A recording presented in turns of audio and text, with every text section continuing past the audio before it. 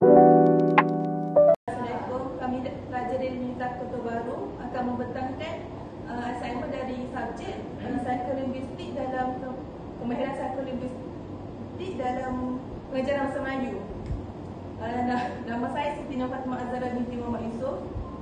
Nama saya Siti Salina binti Abdullah. Nama saya Nur Aina Chua binti Muhammad Rusli. Nama saya Nurin Kristina binti Ramzi. Nama saya Fazalis Natasha binti Hasanuddin. Nama saya Aisyah binti Muhammad Azhar. Okey, untuk tajuk pembentangan grup kami pada hari ini adalah teori psikologi linguistik.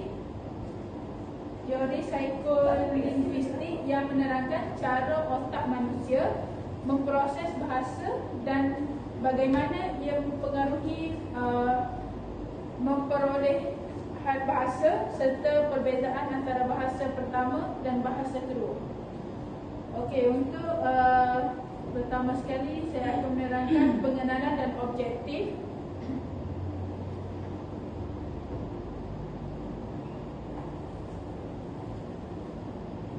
Pertama sekali, mari kita fahami maksud psikolinguistik.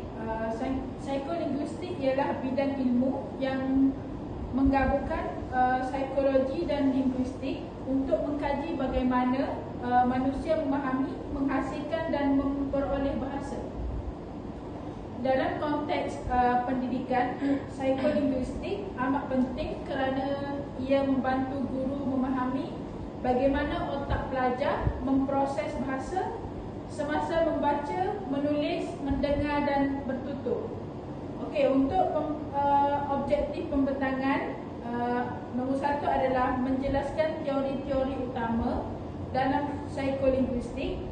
Nombor dua adalah menerangkan bagaimana otak manusia memproses bahasa. Nombor tiga, membandingkan pemerolehan bahasa pertama dan bahasa kedua. Dan akhir sekali ialah menunjukkan implikasi teori ini terhadap pengajaran bahasa. Dan seterusnya saya serahkan kepada rakan seterusnya. Okay. Terima kasih Nurin. Saya Siti Nur Salina dan saya akan menerangkan tentang teori behaviorism oleh P.F. Skinner. Okay. Teori ini menerangkan bahawa bahasa diperoleh melalui peniruan, latihan dan pengukuhan positif. Menurut Skinner, kanak-kanak belajar bahasa dengan meniru perkataan dan ayat yang mereka dengar daripada orang dewasa. Apabila mereka menuturkan sesuatu dengan betul, mereka akan menerima pujian atau ganjaran yang menggalakkan mereka mengulang tingkah laku tersebut. Contohnya, apabila pelajar meniru sebutan perkataan beautiful dengan betul dan guru memujinya, pelajar akan terus menggunakan sebutan itu dengan yakin. Dalam bilik darjah, teori ini boleh digunakan melalui ganjaran positif seperti pujian, markah tambahan atau kata-kata semangat. Seterusnya, saya menjemput Fatimah untuk menerangkan teori kedua, iaitu teori inertis oleh Noam Chomsky. Seterusnya ialah itu teori, saya akan menggunakan teori inertisme. Menurut teori inertisme ialah dari tokoh Noam Chomsky.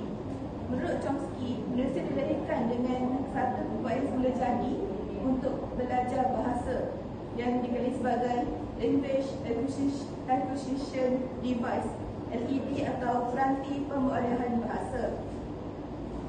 LED ini berfungsi seperti alat kelas dalam otak yang membantu kita memahami struktur dan tata bahasa satu bahasa. Teori ini menunjukkan bahawa kanak-kanak tidak hanya meniru orang dewasa, tapi mereka juga mencipta ayat baharu yang tidak pernah mereka dengar. Contohnya, kanak-kanak boleh mengatakan, "Mama, tak nak tidur." Walaupun ayat itu tidak pernah diajar secara langsung, tapi mereka boleh belajar ayat tersebut berdasarkan orang dewasa di sekeliling kanak-kanak. Bagi guru ni teori ini mengingatkan kita bahawa setiap pelajar sudah mempunyai potensi semula jadi untuk belajar bahasa dan guru hanya perlu memberikan rangsangan yang sesuai kepada kanak-kanak, kepada pelajar-pelajar.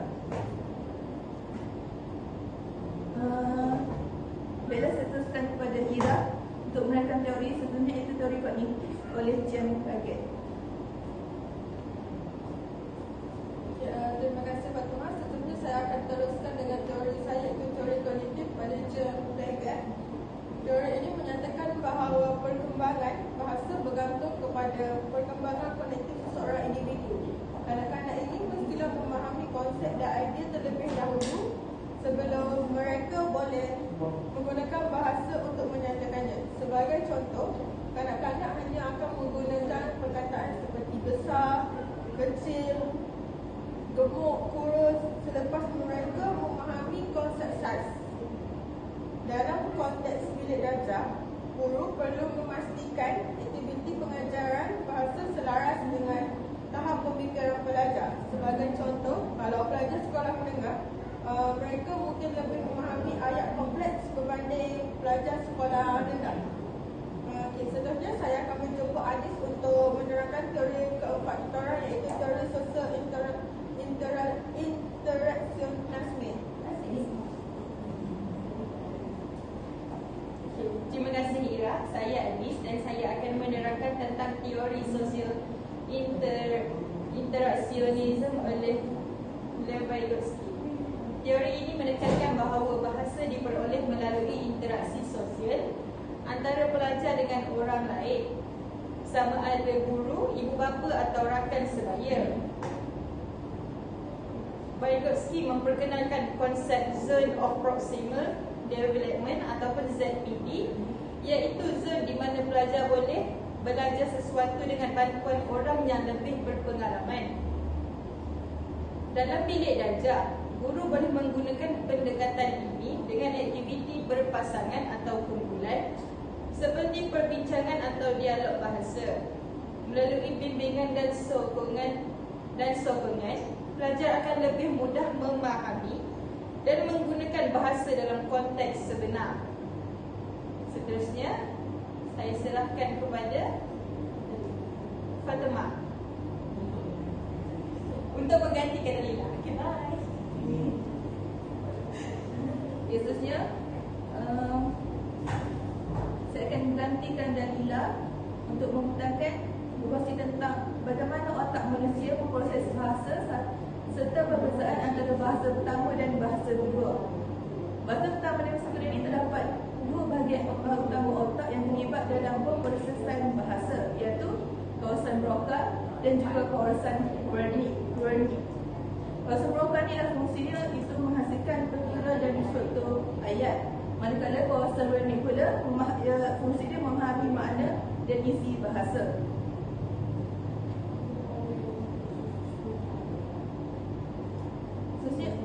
Proses bahasa berlaku dengan sangat pantas apabila kita mendengar otak memproses makna, kemudian menghasilkan jawapan secara automatik. Dari segi perbezaan, bahasa pertama diperoleh secara sengaja dan tidak sedar, manakala bahasa kedua dipelajari secara sedar dan normal seperti yang kita belajar di sekolah atau di mana-mana tempat. Contohnya, kanak-kanak belajar bahasa ibunda mereka melalui persekitaran, tapi dipelajari bahasa kedua seperti bahasa Inggeris di sekolah melalui pengajaran guru.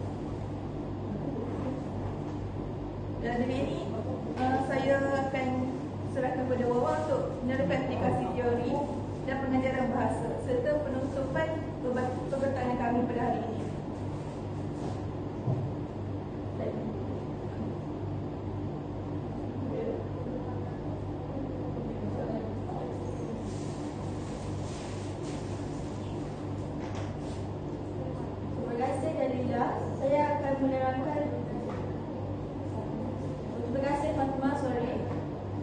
Saya akan menerangkan tentang implikasi teori psikolinguistik dalam pengajaran bahasa serta membuat rumusan pembentangan untuk gunakan pada hari ini. Okay, berdasarkan teori-teori yang telah dibincangkan tadi, terdapat beberapa implikasi penting yang boleh diaplikasikan oleh guru dalam pengajaran bahasa, iaitu Skinner, Chomsky, Piaget dan Vygotsky. rancangan aktiviti mengikut tahap pemikiran murid sebagai kesimpulan, teori psikolinguistik membantu kita memahami bagaimana otak belajar berfungsi dalam memproses dan memperoleh bahasa, sama ada dalam pertuturan, pembacaan atau penulisan. Okey, sebagai bakal guru, kefahaman ini amat penting supaya kita dapat merancang pengajaran yang lebih berkesan, menonjolkan dan bermakna kepada murid-murid kita. Jadi sekian